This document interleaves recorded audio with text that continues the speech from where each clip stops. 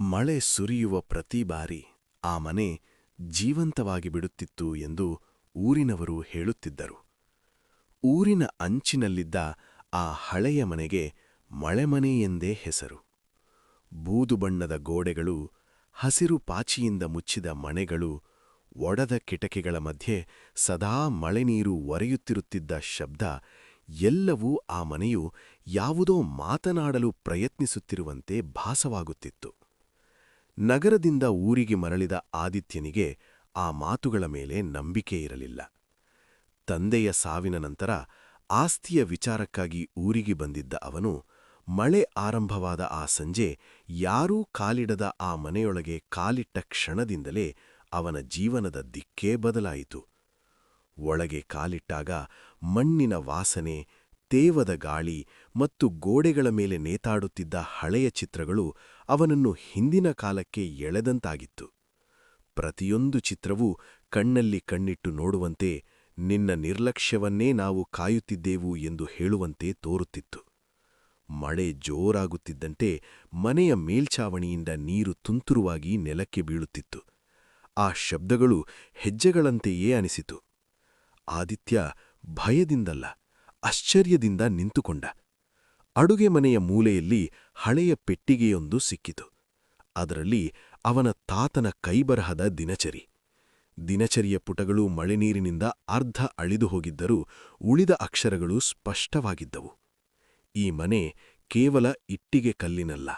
ಇಲ್ಲಿ ನಮ್ಮ ತಪ್ಪುಗಳು, ಮೌನಗಳು, ಮರೆತ ಪಾಪಗಳೆಲ್ಲ ಬಂಧಿಯಾಗಿವೆ. ಆದಿತ್ಯ ಓದುತ್ತಾ ಹೋದಂತೆ ತನ್ನ ಕುಟುಂಬದ ಇತಿಹಾಸದ ಇನ್ನೊಂದು ಮುಖ ಅವನ ಮುಂದೆ ತೆರೆದುಕೊಳ್ಳತೊಡಗಿತು.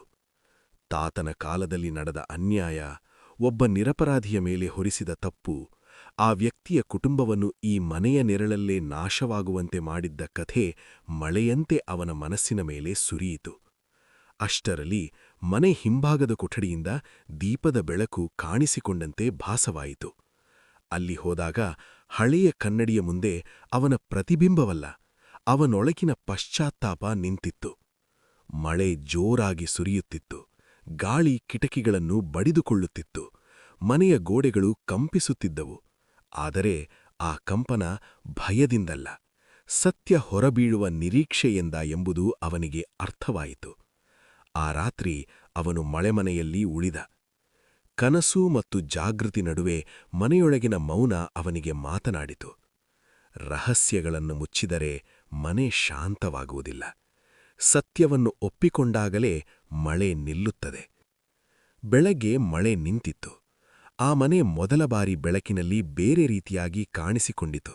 ಭಯಾನಕವಾಗಿಲ್ಲ, ಬದಲಾಗಿ ಭಾರ ಇಳಿದಂಟಾಗಿತ್ತು. ಆದಿತ್ಯ ಊರಿನವರಿಗೆ ತಾತನ ತಪ್ಪುಗಳನ್ನು ಬಹಿರಂಗಪಡಿಸಿದ. ಅನ್ಯಾಯಕ್ಕೊಳಗಾದ ಕುಟುಂಬಕ್ಕೆ ನ್ಯಾಯ ಒದಗಿಸಿದ. ಆ ದಿನದಿಂದ ಮಳೆ ಬಂದರೂ ಮಳೆಮನೆ ಮೌನವಾಗಿಯೇ ಉಳಿಯಿತು. ಜನರು ಹೇಳುತ್ತಾರೆ, ಈಗಲೂ ಮಳೆ ಸುರಿಯುವಾಗ ಆ ಮನೆಯೊಳಗೆ ಹೋದರೆ ಭಯವಲ್ಲ, ಒಂದು ಬೋಧನೆ ಕೇಳಿಸುತ್ತಂತೆ. ಹಳೆಯ ಮನೆಗಳು ಕುಸಿಯುವುದಿಲ್ಲ. ನಾವು ಸತ್ಯವನ್ನು ಮರೆತಾಗ ಮಾತ್ರ ಅವು ಭಾರವಾಗುತ್ತವೆ.